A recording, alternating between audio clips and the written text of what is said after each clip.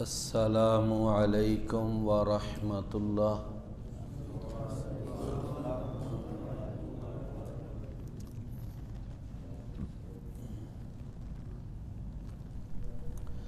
آج ہم انشاءاللہ سورۃ البینہ یہ انشاءاللہ آج پڑھیں گے۔ یہ سبق نمبر 23 ہے۔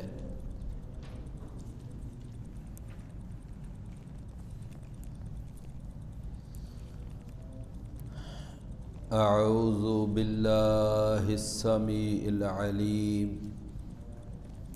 من الشیطان الرجیم من ہمزہ ونفخہ ونفثہ۔ بسم اللہ الرحمن الرحیم۔ لم یکن الذین کفروا من اہل الکتاب والمشرکین منفکین حتی تأتیہم البینہ۔ رسول من اللہ یتلو صحفا مطہرہ فیہا کتب قیمہ۔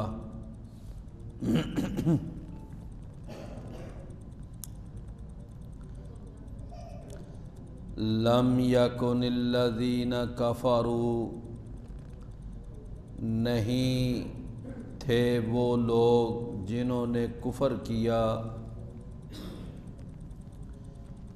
من اہل الکتاب اہل کتاب میں سے،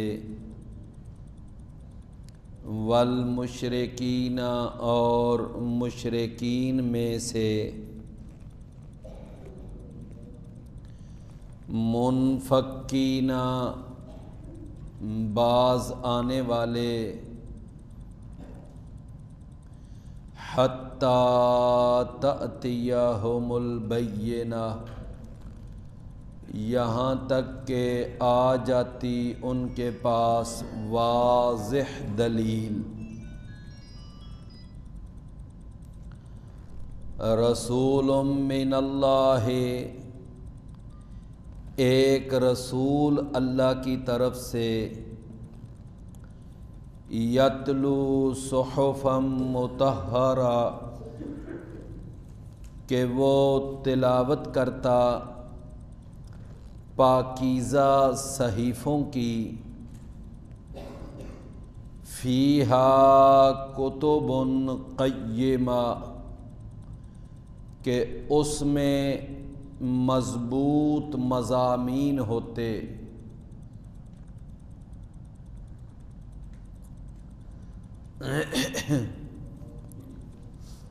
یہ جو سورۃ البینہ ہے، اس کا نام سورۃ البینہ اس وجہ سے ہے کہ اس کی پہلی ہی آیت مبارکہ میں اللہ تعالیٰ نے یہ لفظ استعمال کیا ہے، واضح دلیل، جس کا معنی ہے البینہ سے یہاں مراد کون ہیں؟ وہ محمد کریم صلی اللہ علیہ وسلم مراد ہیں۔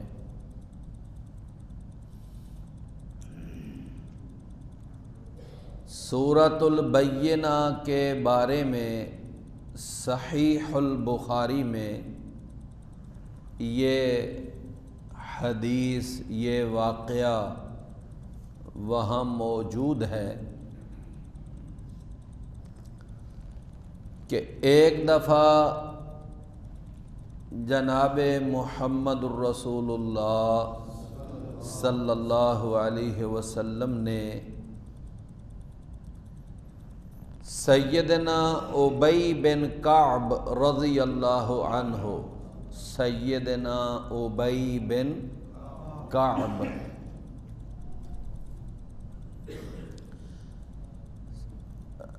سیدنا ابی بن کعب رضی اللہ عنہ، ان کے بارے میں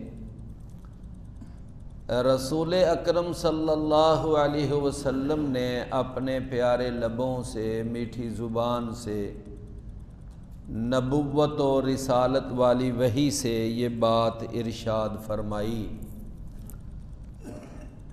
آپ نے فرمایا کہ اقرأکم ابی بن کعب،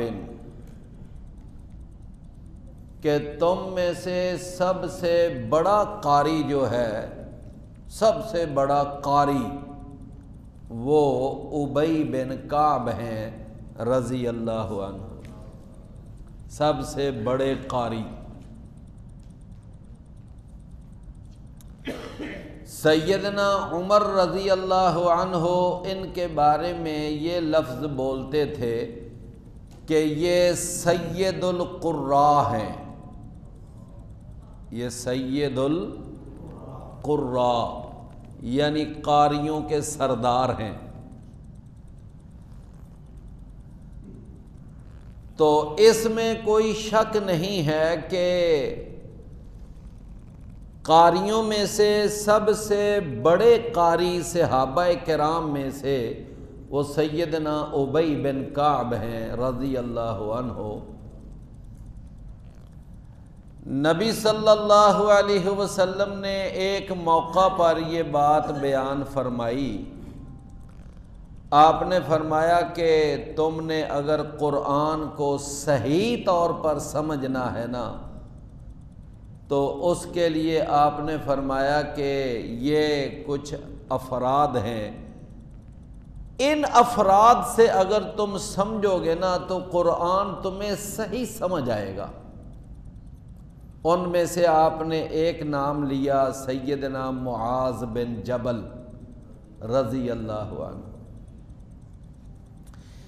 ایک آپ نے نام لیا سیدنا عبداللہ بن مسعود رضی اللہ عنہ، اور ایک آپ نے نام لیا سیدنا ابی بن کعب رضی اللہ عنہ، اور چوتھا آپ نے نام لیا سیدنا سالم مولا ابی حذیفہ، سیدنا سالم مولا ابی حذیفہ، یعنی ابو حذیفہ جو تھے ان کے غلام تھے اور ان کا نام تھا سالم۔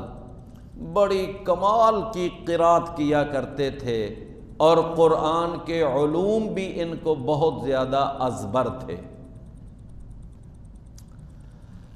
نبی صلی اللہ علیہ وسلم نے مدینہ میں جو مسجد بنائی تھی نا، مسجد قباء، تو جب آپ مسجد قباء سے آپ آگے مدینہ میں آئے تو پھر آپ نے مسجد نبوی تیار کی، تو اپنے پیچھے مسجد قباء میں جو آپ نے پیچھے امام اور قاری پیچھے چھوڑا تھا نا، وہ جناب سالم مولا ابی حذیفہ تھے، کہ اب میرے بعد اس مسجد قباء میں یہ نمازیں پڑھائیں گے سیدنا سالم مولا ابی حذیفہ۔ تو عرض کرنے کا مقصد یہ ہے کہ صحابہ کرام میں سے جو سب سے بڑے قاری قرآن تھے وہ جناب ابی بن کعب رضی اللہ عنہ، لیکن صحابہ کرام میں سے جو سب سے بڑے عالم تھے نا وہ جناب سیدنا ابو بکر صدیق تھے رضی اللہ عنہ، سب سے بڑے عالم۔ بعض لوگ اپنی اپنی من پسند شخصیات کے نام لے کر جی یہ سب سے بڑے عالم تھے، یہ جناب علم کا دروازہ تھے، یہ تھے، یہ وہ تھے۔ حالانکہ آپ کبھی حقائق کو دیکھیں کہ نبی کریم صلی اللہ علیہ وسلم نے ایک قاعدہ اور کلیہ بیان کیا تھا کہ تم میں سے نماز پڑھانے والا وہ ہونا چاہیے جو تم میں سے سب سے بڑا عالم ہے۔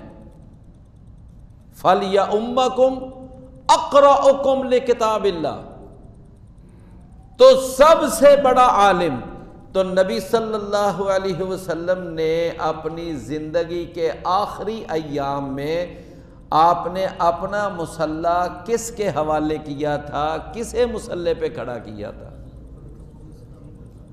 سیدنا ابو بکر صدیق۔ اس کا مطلب یہ ہے کہ صحابہ کرام میں سے سب سے بڑے جو عالم تھے نا وہ جناب ابو بکر صدیق تھے رضی اللہ عنہ۔ ان کو اس لیے مصلی امامت کے اوپر آپ نے کھڑا کیا، اور جب ان کو مصلی امامت پہ کھڑا کیا اور آپ دنیا سے وفات پا گئے تو صحابہ کرام نے اسی بات کو دلیل بنا کر آپ کے ہاتھ پر خلافت کی بیعت کی تھی کہ جب نبی صلی اللہ علیہ وسلم نے آپ کو امامت کا مصلی آپ کے حوالے کیا ہے تو اب یہ سیاست کا مصلی بھی جو ہے یہ بھی اب آپ کے ہی حوالے ہونا چاہیے۔ اب آپ ہماری حکومت بھی آپ کریں گے، اقتدار بھی آپ کے پاس ہونا چاہیے۔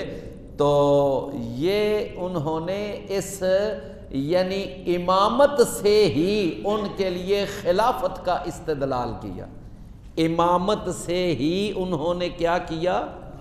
خلافت کا استدلال۔ تو پیارے بھائیوں، سب سے بڑے قاری ابی بن کعب ہیں اور سب سے بڑے عالم سیدنا ابو بکر صدیق ہیں رضی اللہ عنہ۔ یہی وجہ ہے کہ آپ کی وفات کے فوراً بعد جتنے بڑے بڑے اہم ایشوز نے سر اٹھایا ان تمام ایشوز کے اوپر سیدنا ابو بکر رضی اللہ عنہ نے بر وقت رہنمائی فرمائی۔ بر وقت یہ مسئلہ پیدا ہوا کہ نبی صلی اللہ علیہ وسلم کو دفن کہاں کیا جائے، تو سیدنا ابو بکر رضی اللہ عنہ نے حدیث سنائی کہ میں نے خود رسول اللہ صلی اللہ علیہ وسلم سے سنا ہے کہ نبی جہاں فوت ہو اس کو وہیں دفن کیا جائے۔ چنانچہ وہی کمرہ جس کمرے میں آپ کی وفات ہوئی تھی وہاں پر ہی جس چارپائی پر آپ کو رکھا گیا تھا تو چارپائی پیچھے ہٹا کر اسی جگہ نیچے آپ کے لیے قبر مبارک کھود دی گئی۔ پھر ایک یہ بہت بڑا ایشو کھڑا ہوا کہ اب مسلمانوں کا جو خلیفہ ہوگا وہ انصار میں سے ہوگا یا قریش میں سے ہوگا یا مہاجرین میں سے ہوگا۔ تو سیدنا ابو بکر رضی اللہ عنہ نے پھر حدیث سنائی کہ میں نے خود رسول اللہ صلی اللہ علیہ وسلم سے سنا ہے، آپ نے فرمایا تھا کہ الائمۃ من قریش، کہ مسلمانوں کا میرے بعد جو امام حکمران خلیفہ ہوگا وہ قریش میں سے ہوگا۔ مسئلہ ختم۔ تو میں عرض یہ کر رہا تھا کہ بڑے بڑے اہم جو ایشوز اس وقت اٹھے تھے ان سارے معاملات کو ہینڈل کیا، کنٹرول کیا کس نے؟ جناب سیدنا ابو بکر صدیق رضی اللہ عنہ۔ تو اس لیے یہ قرائن بتاتے ہیں کہ نبی کریم صلی اللہ علیہ وسلم کے صحابہ میں سے سب سے بڑا قاری ابی بن کعب تھے اور سب سے بڑے عالم ابو بکر صدیق تھے رضی اللہ۔ تو میرے بھائیوں میں عرض یہ کر رہا تھا کہ ایک دفعہ نبی کریم صلی اللہ علیہ وسلم نے سیدنا ابی بن کعب رضی اللہ عنہ کو فرمایا، آپ نے فرمایا ابی اللہ نے نا مجھے حکم دیا ہے کہ میں آپ کو سورۃ البینہ کی تلاوت سناؤں، میں آپ کو سورۃ البینہ کی تلاوت میں سناؤں، آپ کو اللہ نے مجھے حکم دیا ہے۔ سیدنا ابی بن کعب رضی اللہ عنہ یہ بات سن کرنا ایک دفعہ تو شِسدر رہ گئے اور وہ عرض کرنے لگے کہ اللہ کے رسول کیا واقعتاً اللہ تعالیٰ نے میرا نام لے کر مجھے، یعنی آپ کو فرمایا ہے میرا نام لے کر کہ ابی بن کعب کو یہ سورت سنائے، نام لے کر؟ اللہ اکبر۔ تو نبی صلی اللہ علیہ وسلم نے فرمایا کہ نعم، ہاں اللہ نے نا تیرا نام لے کر کہا ہے کہ یہ سورہ بینہ ابی بن کعب کو سناؤ۔ صحیح بخاری میں حدیث آتی ہے فبکا علیہ، تو جناب سیدنا ابی بن کعب یہ بات سن کرنا آپ رونے لگ گئے، اور ان کا یہ رونا، یہ آنسو، یہ خوشی کے آنسو تھے۔ کبھی کبھار خوشی کے آنسو بھی ہوتے ہیں نا۔ تو سیدنا ابی بن کعب رضی اللہ عنہ وہ عظیم صحابی اور قاری قرآن ہیں کہ جن کے بارے میں اللہ نے نام لے کر نومینیٹ کر کے رسول اللہ صلی اللہ علیہ وسلم کو فرمایا کہ آپ یہ سورہ بینہ ان کو سنائیں۔ ایک اور صحابی بھی ہیں، اس صحابی کو نبی صلی اللہ علیہ وسلم نے خود آپ نے فرمایا، آپ نے ان سے یہ خواہش کی، فرمایا کہ اے عبداللہ بن مسعود، آپ نا مجھے قرآن سے کہیں سے کوئی آپ حصہ مجھے سنائیں۔ سیدنا ابی سے کیا کہا تھا کہ اللہ نے مجھے حکم دیا ہے کہ میں آپ کو سورہ بینہ سناؤں، لیکن سیدنا عبداللہ بن مسعود رضی اللہ عنہ کو آپ نے کیا فرمایا کہ آپ مجھے قرآن کا کوئی حصہ آپ مجھے سنائیں۔ تو جناب سیدنا عبداللہ بن مسعود رضی اللہ عنہ فرماتے ہیں کہ میں نے پھر سورۃ النساء میں نے پڑھنی شروع کر دی، میں نے آیت نمبر 1 سے شروع کی اور پڑھتا گیا، جب میں 42 نمبر آیت پہ پہنچا نا تو وہاں پر یہ آیت آ گئی فَكَيْفَ إِذَا جِئْنَا مِن كُلِّ أُمَّةٍ بِشَهِيدٍ وَجِئْنَا بِكَ عَلَى هَؤُلَاءِ شَهِيدًا۔ جب اس آیت پر جناب عبداللہ بن مسعود پہنچے تو نبی صلی اللہ علیہ وسلم نے نا ایسے ہاتھ کا اشارہ کیا اور ساتھ ہی فرمایا حسبو کا، کہ عبداللہ یہیں پہ رک جاؤ، ٹھہر جاؤ، بس اتنا ہی کافی ہے۔ تو جناب سیدنا عبداللہ بن مسعود فرماتے ہیں میں تو اپنے ہی دھیان میں تلاوت کرتا جا رہا تھا، میری اپنی نگاہیں نیچے تھیں، میں نے جب تلاوت روکی اور تلاوت روکنے کے بعد جب میں نے نبی صلی اللہ علیہ وسلم کا رخ انور دیکھا، آپ کا رخ زیبا دیکھا، آپ کا پیارا مبارک چہرہ جب دیکھا تو میں دیکھ کر حیران رہ گیا۔ فَإِذَا عَيْنَاهُ تَذْرَفَانِ، تو نبی صلی اللہ علیہ وسلم کی دونوں آنکھوں سے آنسو بہہ رہے تھے، اور ان آنسوؤں کی وجہ سے نبی کریم صلی اللہ علیہ وسلم کی داڑھی مبارک تر ہو چکی تھی۔ ویسے آپ مجھے بتائیں کہ اگر اللہ کے رسول کی داڑھی تھی تو داڑھی تر ہوئی نا،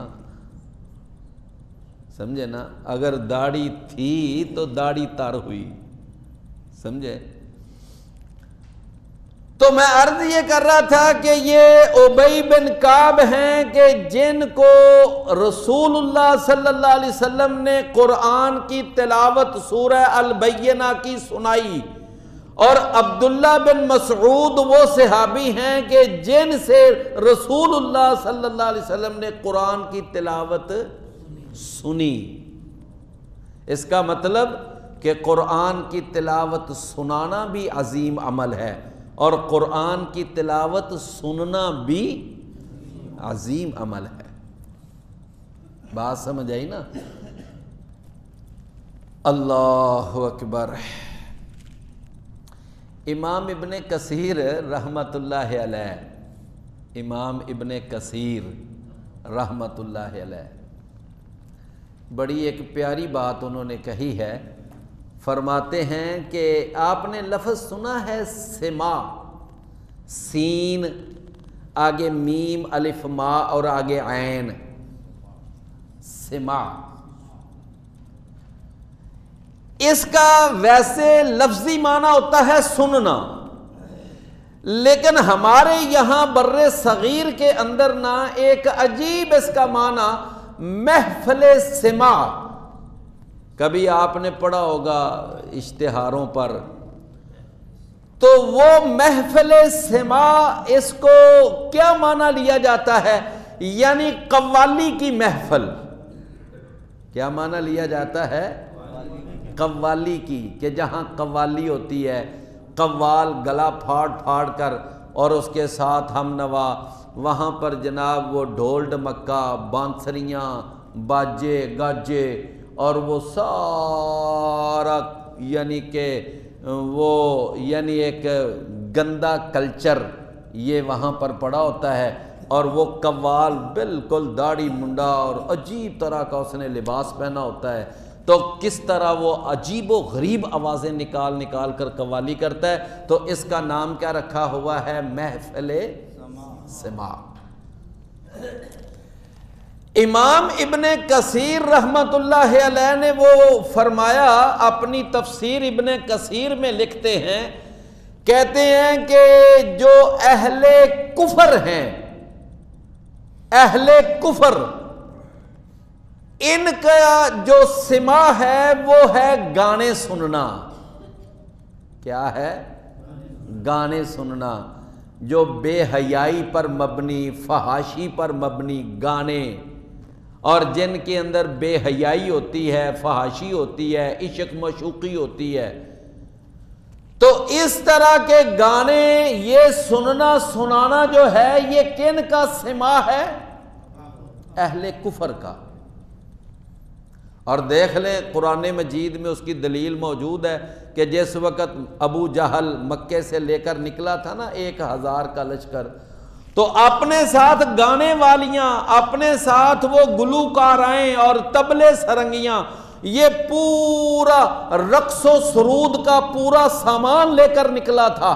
مقصد یہ تھا کہ جب ہم جہاں وہاں جائیں گے، اہل مدینہ کو ہم یعنی بالکل نیست و نابود کر کے وہاں فتح کا جشن منائیں گے، اور وہاں پر ہم یعنی شرابیں بھی پئیں گے، وہاں گانے والیاں گانا بھی گائیں گی، ناچنے والیاں ناچیں گی، اور ساتھ بینڈ باجا ہوگا۔ یہ سارا یہ کون لے کر نکلا تھا؟ ابو جہل۔ کیا محمد الرسول اللہ صلی اللہ علیہ وسلم جب مدینہ سے نکلے تو آپ کے ساتھ بھی کوئی اس طرح کا سامان تھا؟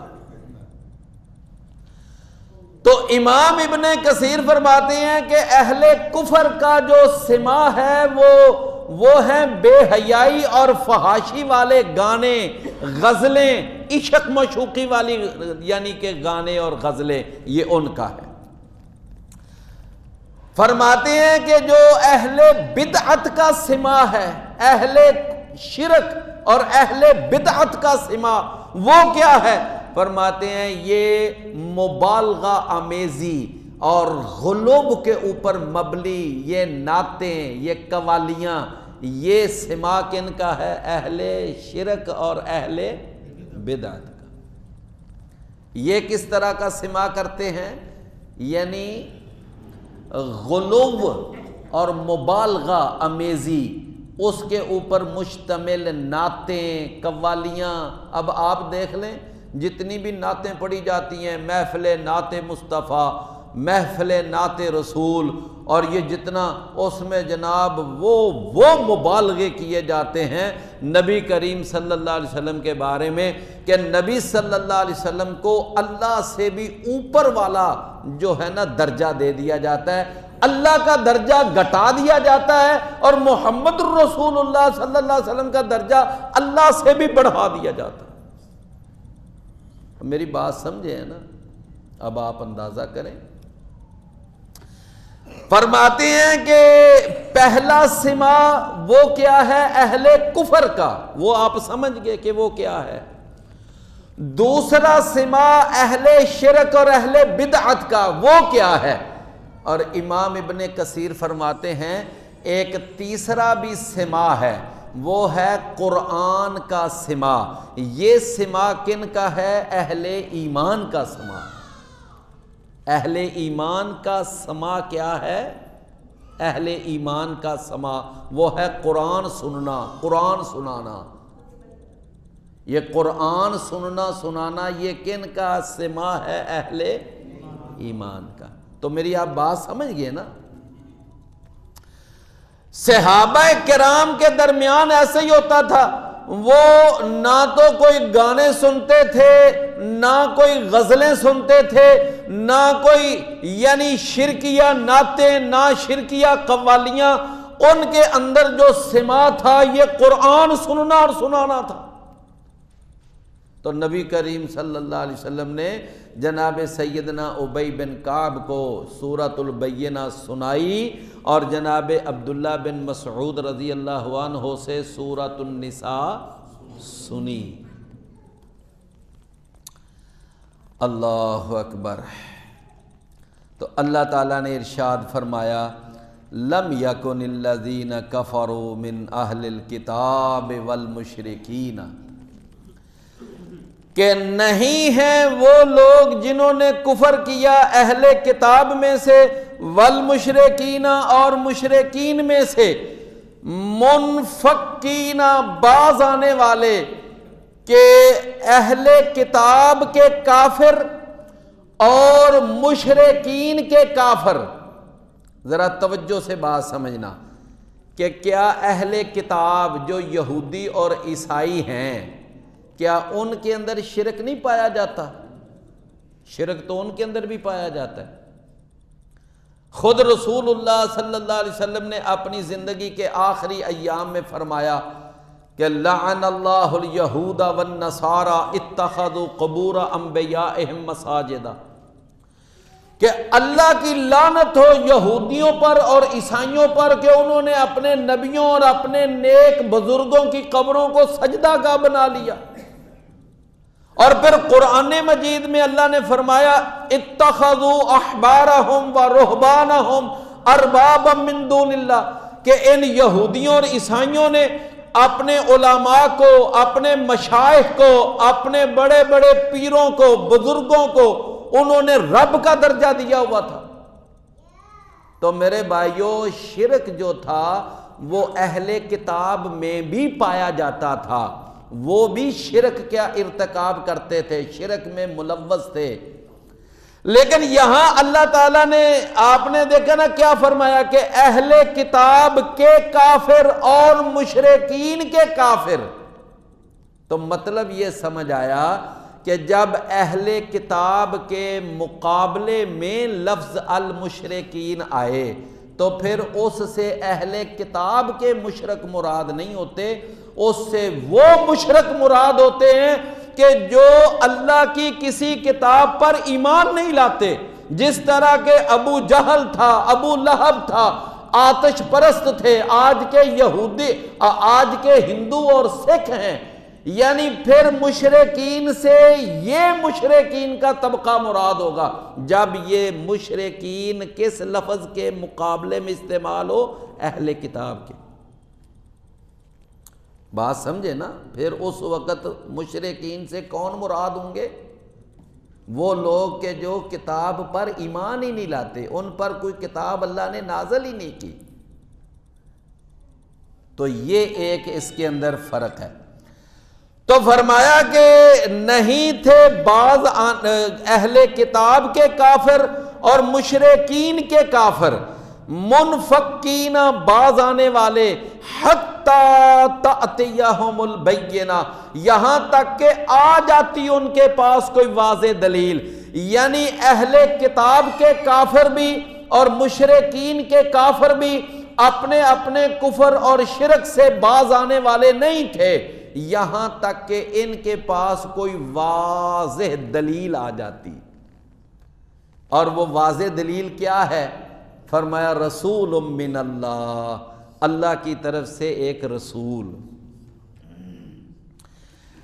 یعنی ان اہل کتاب کے کافروں اور مشرکین کے کافروں کی تربیت کرنا، ان کی اصلاح کرنا اور ان کو راہ راست پر لانا اور ان کے اندر پیدا ہوئے ہوئے بگاڑ کی اصلاح کرنا، یہ کسی بہت بڑے ریفارمر کا کام نہیں تھا، یہ کسی بہت بڑے مصلح کا کام نہیں تھا، یہ کسی سیاست دان کے بس کا روگ نہیں تھا، یہ کسی بہت بڑے عالمی لیڈر کے بس کا روگ نہیں تھا۔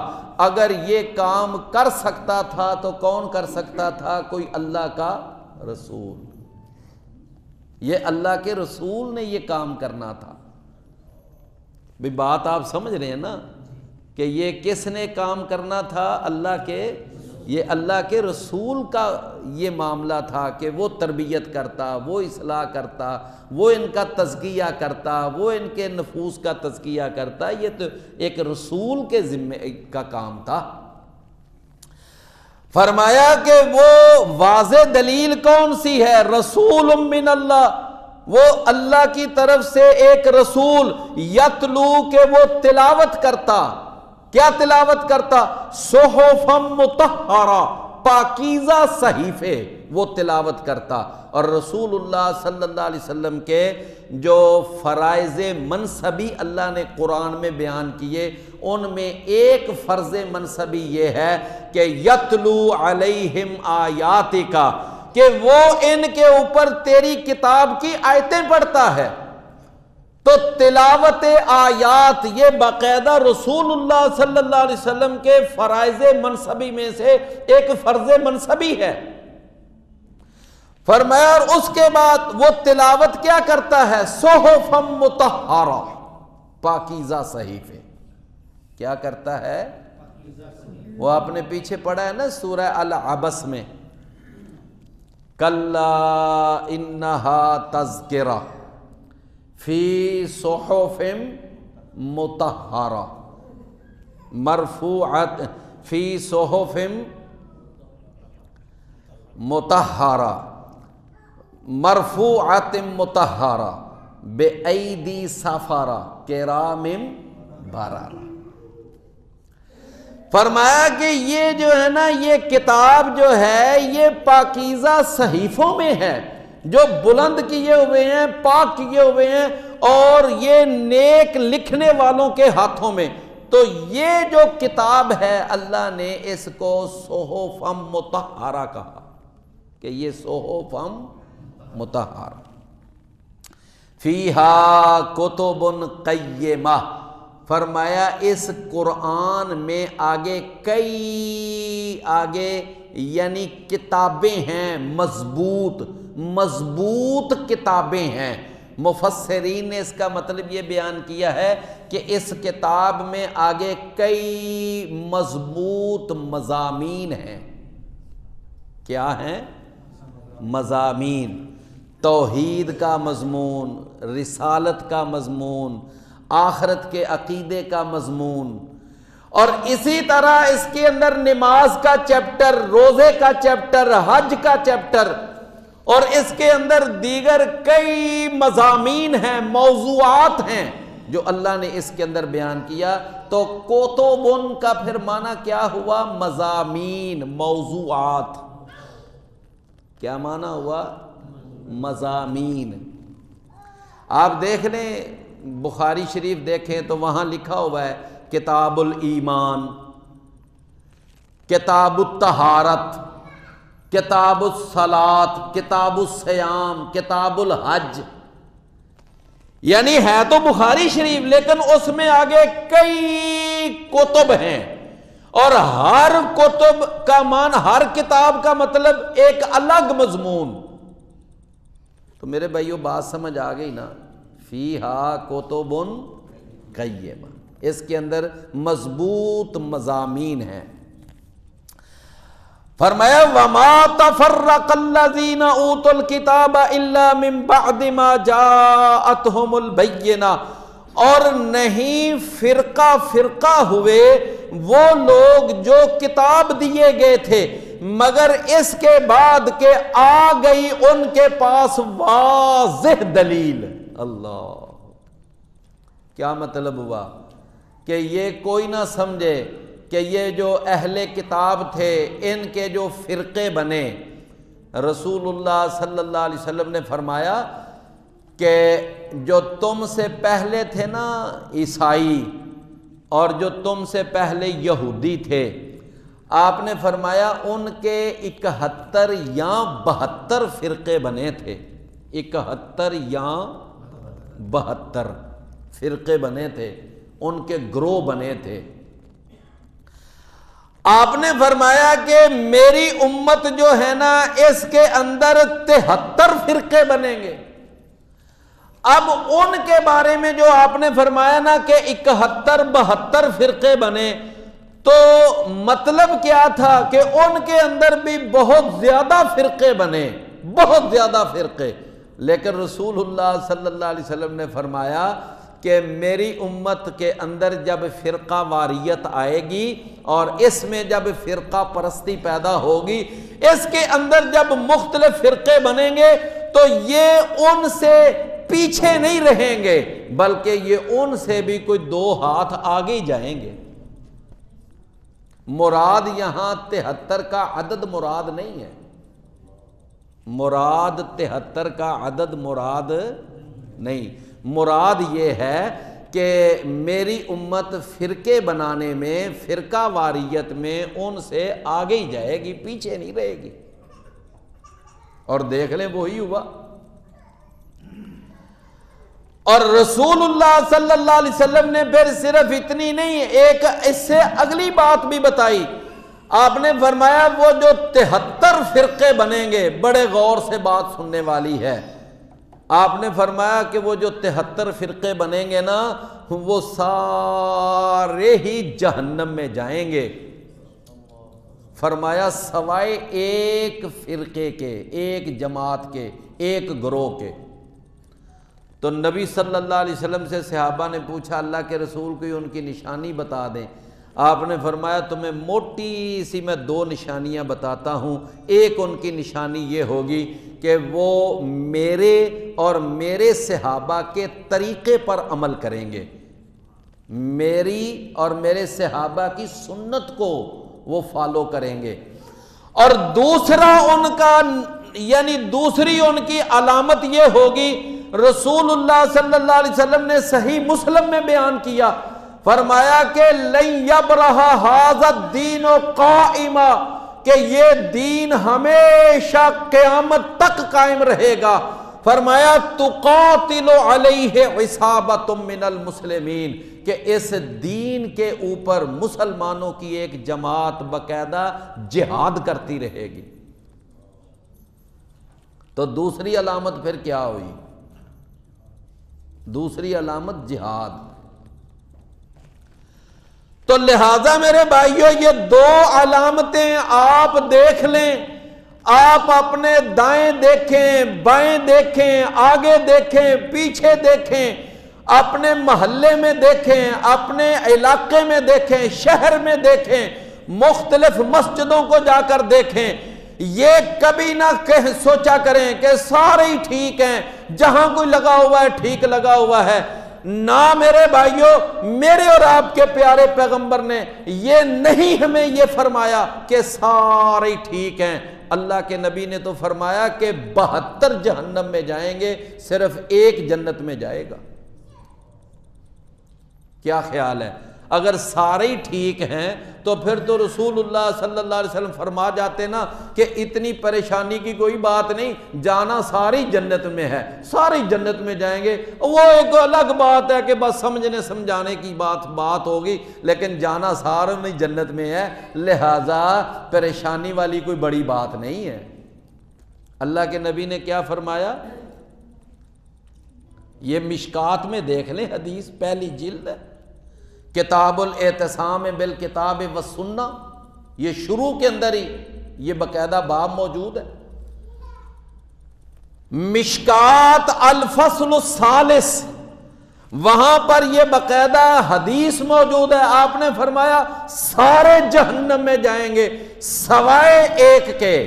اللہ کے نبی وہ کون؟ فرمایا جو میری اور میرے صحابہ کی سنت پر عمل کریں گے۔ اچھا میرے بھائیوں، اس میں سے وہ تو بالکل ہی فارغ کہ جو صحابہ کو کافر کہتا ہے وہ تو گیا نا، ان کا تو تذکرہ ہی چھوڑیں، اب ان کے بارے میں بات ہی کیا کرنی۔ جو کہتے ہیں کہ صحابہ کافر تھے، صحابہ مرتد تھے، صحابہ غاصب تھے، بھئی ان کی تو بات ہی ختم ہو گئی نا۔ اب آگے آ جائیں کہ جو رسول اللہ صلی اللہ علیہ وسلم کی سنت چھوڑ کر مختلف اماموں کی تقلید کے پیچھے پڑ گئے، کسی نے کسی امام کی تقلید کو لازم کر لیا، کسی نے کسی دوسرے امام کی تقلید کو لازم پکڑ لیا، کسی نے تیسرے امام کی تقلید کو لازم پکڑ لیا۔ جی میں تو شافعی ہوں اس لیے کہ میں امام شافعی کا مقلد ہوں، میں حنبلی ہوں، میں امام احمد بن حنبل کا مقلد ہوں، جی میں مالکی ہوں، میں امام مالک کا مقلد ہوں، میں امام مالک کی فقہ کو مانتا ہوں، میں اس کے مطابق زندگی گزارتا ہوں۔ اچھا جی میں تو حنفی ہوں اس لیے کہ میں امام ابو حنیفہ کا مقلد ہوں، میں فقہ حنفی کو ماننے والا ہوں، میں فقہ حنفی کے مطابق نماز پڑھوں گا، فقہ حنفی کے مطابق نکاح کروں گا، فقہ حنفی کے مطابق طلاق دوں گا، فقہ حنفی کے مطابق وضو کروں گا۔ تو میرے پیارے بھائیوں، اب آپ ذرا فرمائیں، سوچیں کہ رسول اللہ صلی اللہ علیہ وسلم اور صحابہ کی سنت تو انہوں نے بھی چھوڑ دی۔ اس کے بعد ایک اور بھی آپ چہرہ دیکھ لیں کہ جنہوں نے یعنی مختلف پیروں کو، مرشدوں کو پکڑ لیا، اپنی اپنی گدی، اپنا اپنا آستانہ، اپنی اپنی خانقاہ اور اپنا اپنا دربار، اپنا اپنا مزار۔ جی میں فلاں گدی کا بیعت ہوں، میں فلاں مرشد کا بیعت ہوں، میں نے فلاں پیر صاحب کی بیعت کی ہوئی ہے، میں نے فلاں کا یعنی کہ دامن پکڑا ہوا ہے۔ اب مجھے بتائیں کیا یہ رسول اللہ صلی اللہ علیہ وسلم اور صحابہ کی سنت کے یعنی فالوورز ہیں؟ نا، ضرورت ہی کیا ہے؟ اب ہمیں دیکھیں، الحمدللہ ہم نے نہ کسی پیر کو پیر پکڑا، نہ کسی مرشد کو مرشد پکڑا، نہ کسی امام کو امام پکڑا۔ ہم کہتے ہیں جس کی بات بھی قرآن اور حدیث کے مطابق ہے الحمدللہ وہ ہمارے سر ماتھے پہ ہے، وہ ہمارے گلے کا ہار ہے، ہمارے ماتھے کا جھومر ہے، سر کا تاج ہے، آنکھوں کا سرما ہے، ہم الحمدللہ اس کو تسلیم کرتے ہیں، مانتے ہیں۔ وہ بات امام ابو حنیفہ کی ہو، امام مالک کی ہو، امام شافعی کی ہو، امام احمد بن حنبل کی ہو، امام جعفر صادق کی ہو، امام ابن تیمیہ کی ہو، امام بخاری کی ہو، امام مسلم کی ہو، امام ابن کثیر کی ہو، امام ابن قیم کی ہو، کسی کی بھی بات ہو جو قرآن اور حدیث کے مطابق ہے، ہم اس بات کو ماننے والے ہیں۔ جو قرآن اور حدیث کے مطابق نہیں، ہم اس کو نہیں مانتے، چاہے وہ عمر بن خطاب کی بات کیوں نہیں۔ کو میری بات آپ سمجھیں، چاہے وہ عمر بن خطاب کی بات کیوں نہیں، ہم نہیں مانتے جو قرآن اور حدیث کے خلاف ہے۔ انہوں نے پتہ ہے ایک دفعہ حج تمتع سے منع کیا تھا، یاد ہے نا؟ میرے بھائیوں، جو قرآن اور حدیث کے مطابق ہے، چاہے وہ بات شیطان کی ہے، ہم تو اس کو بھی مان لیتے ہیں۔ یہ آیت الکرسی ابو ہریرہ رضی اللہ عنہ کو کون بتا کے گیا تھا رات کے وقت؟ شیطان بتا کے گیا تھا، اور نبی صلی اللہ علیہ وسلم نے فرمایا تھا کہ اس نے تیرے سے سچ کہا ہے اگرچہ وہ دنیا کا سب سے بڑا جھوٹا ہے۔ تو پھر تو بات، میرے بھائیوں، بات یہ ہے کہ رسول اللہ صلی اللہ علیہ وسلم نے اس فرقہ واریت کی لعنت سے منع کیا تھا۔ آج ساری فرقہ واریت کا رونا تو روتے ہیں، اس کے بارے میں یعنی باتیں تو کرتے ہیں، فرقہ واریت ناسور ہے، فرقہ واریت نے معاشرہ کھوکھلا کر دیا، اس نے معاشرہ برباد کر دیا۔ لیکن میرے بھائیوں، میر کیا سادہ ہیں کہ بیمار ہوئے جس کے سبب اسی عطار کے لونڈے سے دوا لیتے ہیں، او بھائی ایک طرف تو ہم فرقہ واریت کا رونا روتے ہیں، دوسرا فرقہ واریت کے اسباب بھی خود پیدا کرتے ہیں۔ یہ تقلید یہ بہت بڑا سبب ہے فرقہ واریت کا۔ جب ایک آدمی ایک امام پکڑے گا، دوسرا دوسرا امام پکڑے گا، تیسرا تیسرا امام پکڑے گا، چوتھا چوتھا پکڑے گا، مجھے ایمانداری سے بتاؤ مسلمانوں میں فرقے پیدا ہوں گے کہ نہیں ہوں گے؟ یہ تقلید ہے۔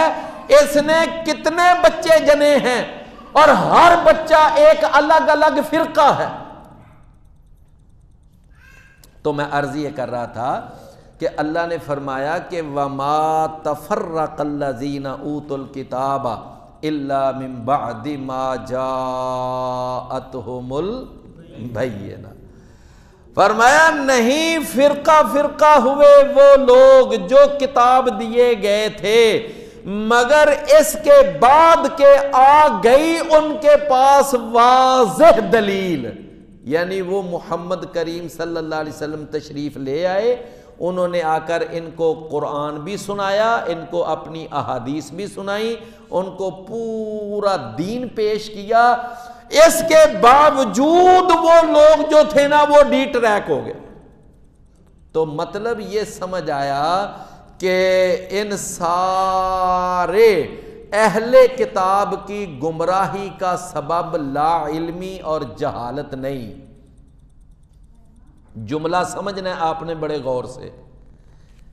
اہل کتاب کے اندر جو فرقے بنے، جو مختلف فرقے پیدا ہوئے، جو اختلاف پیدا ہوا مختلف قسم کے، تو میرے بھائیوں ان کا سبب لا علمی اور جہالت نہیں ہے، بلکہ ان سارے فرقوں کے پیدا ہونے کا اصل سبب ضد اور ہٹ درمی ہے۔ ضد اور ہٹ درمی ہے، اور کوئی سبب نہیں۔ میرے پیارے بھائیوں غصہ نہ کرنا، یہ ایسی باتیں ہیں کہ جی ایسی بھی حدیثیں ملتی ہیں، یہ بھی حدیثیں ملتی ہیں، نہ بلکہ 300-400 سے زیادہ احادیث ہیں رفع الیدین کرنے کی،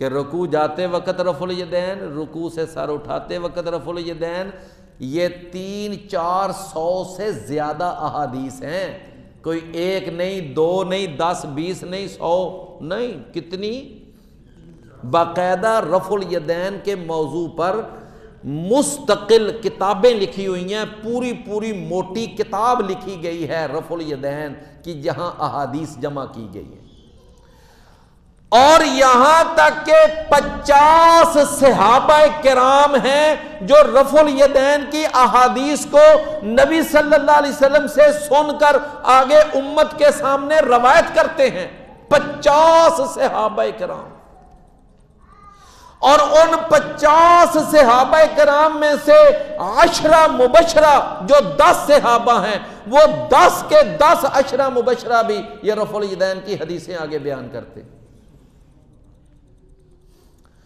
دہلی میں نا ایک دفعہ یہ مسئلہ اٹھا رفع الیدین کرنا ہے یا نہیں کرنا، دو مختلف قسم کے موقف، مسئلہ اتنا ہائی لائٹ ہو گیا، اتنا زیادہ چڑھ گیا کہ مسئلہ عدالت میں چلا گیا۔ مسئلہ کہاں چلا گیا؟ عدالت میں۔ تو اس وقت عدالت میں انگریز جج تھا، تو جب عدالت میں کیس گیا تو وہ جو رفع الیدین کرنے والا عالم تھا نا، جس نے ثابت کرنا تھا، تو اس نے حدیث بیان کی، اس نے کہا کہ عمر بن خطاب بیان کرتے ہیں کہ میں نے رسول اللہ صلی اللہ علیہ وسلم کو رفع الیدین کرتے دیکھا۔ جب عمر بن خطاب کا نام آیا تو وہ جج اپنی کرسی پہ کھڑا ہو گیا، کہنے لگا اچھا یہ حدیث رفع الیدین کی عمر بن خطاب بھی بیان کرتے ہیں؟ کہنے لگے ہاں۔ کہتے ہیں پھر یہ حدیث کبھی غلط نہیں ہو سکتی۔ عمر بن خطاب وہ آدمی تھا کہ جن کا دور حکومت کافر نقل کرتے تھے۔ ہٹلر وہ عمر بن خطاب کا دور حکومت پڑھ کر اپنی سیاست کرتا تھا۔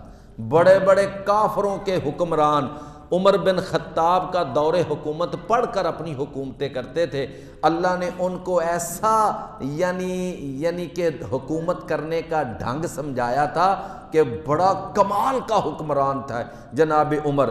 تو جب اس نے سنا نا کہ عمر بن خطاب کہتے ہیں، میں عرض یہ کر رہا تھا کہ یہ سارا ایسے ہی نا لوگوں کی، یہ عوام کی آنکھوں میں دھول پھینکی جاتی ہے، جی رفع دین کرنے کی بھی ہیں، نہ کرنے کی بھی ہیں، نہ اس کے پیچھے اصل مسئلہ تقلید ہے، اصل مسئلہ ضد ہے، اصل مسئلہ ہٹ درمی ہے۔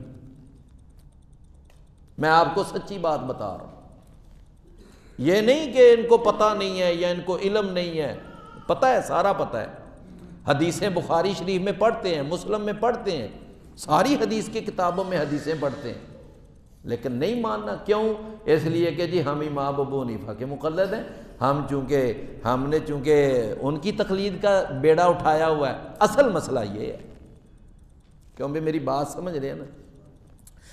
اچھا، کیا خیال ہے کہ ہمارے ان بھائیوں کو نہیں پتا کہ یہ عرس کرنا، یہ میلہ کرنا، پکی قبریں بنانا، ان پر چراغ جلانا، مجاور بن کر بیٹھنا، اور پھر وہاں پر یہ طبلے سرنگیاں لے کے جانا، ڈھول ڈمکا، یہ دھمالیں، یہ سارا کلچر اسلام کے خلاف ہے؟ نہیں پتا ان کو، پتا ہے سارا۔ لیکن میرے بھائیوں، اس کے پیچھے بھی اصل مسئلہ ضد ہے، اصل مسئلہ ہٹ درمی ہے۔ میری آپ بات سمجھ رہے ہیں نا؟ آپ احادیث پڑھ کے دیکھ لیں، رسول اللہ صلی اللہ علیہ وسلم نے فرمایا کہ خبردار پکی قبر نہ بنانا۔ اللہ کے نبی صلی اللہ علیہ وسلم نے منع کیا ہے پکی قبر بنانے سے۔ ابو داود میں حدیث ہے، مسلم میں حدیث ہے، نہا رسول اللہ صلی اللہ علیہ وسلم ان یجسس القبر، کہ اللہ کے نبی صلی اللہ علیہ وسلم نے پکی قبر بنانے سے منع کیا ہے۔ فرمایا وَأَن يُتَّخَذَ عَلَيْهَا بِالسُّرُجِ، قبروں کے اوپر دیوے جلانے سے، چراغ جلانے سے رسول اللہ صلی اللہ علیہ وسلم نے منع کیا۔ کیوں بھئی بات سمجھ آئی نا؟ تو اوپر چراغ جلانے کا فائدہ کیا ہے؟ اصل تو روشنی اندر ہونی چاہیے، تو اندر روشنی اوپر کے چراغ سے ہوگی کہ نیک اعمال سے ہوگی؟ صحیح عقیدے سے ہوگی۔ کیوں بھائی؟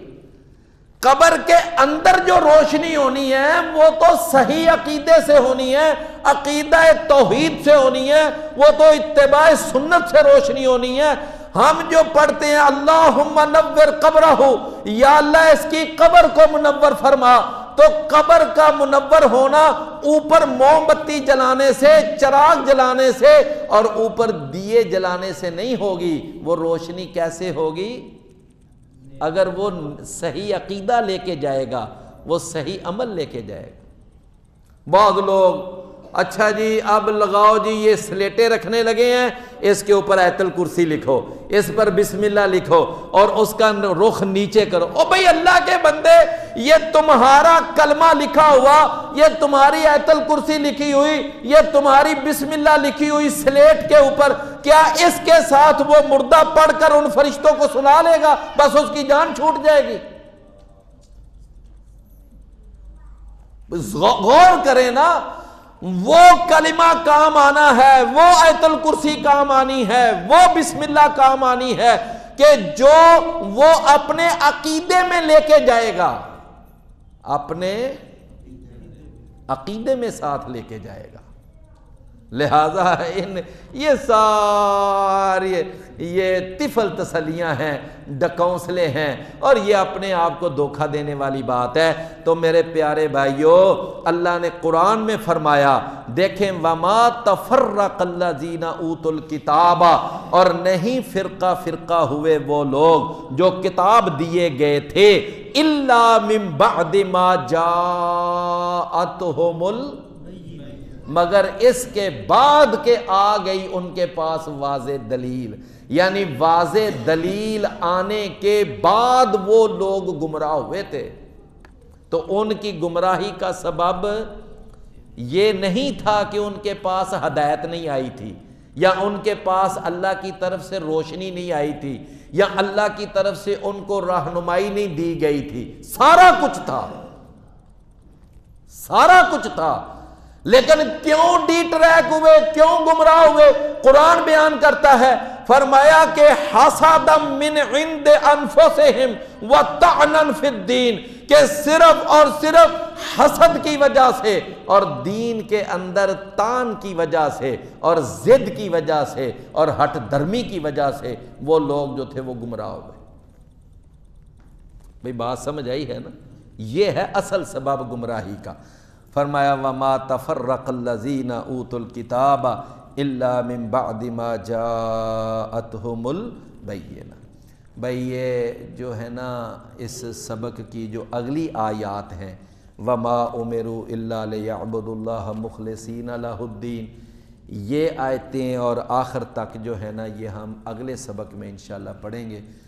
بڑا اہم مضمون ہے جو اگلی آیات میں ہے۔ میں صرف ایسے ترجمہ کر کے گزر جاؤں یہ ٹھیک نہیں، ان آیتوں کو ہم انشاءاللہ اچھی طرح سمجھیں گے اور اس کے اوپر جو عقیدے کے حوالے سے جو باتیں ہیں وہ انشاءاللہ ہم اگلے سبق میں بیان کریں گے۔ تو یہی سبق اگلے سبق میں بھی انشاءاللہ چلے گا۔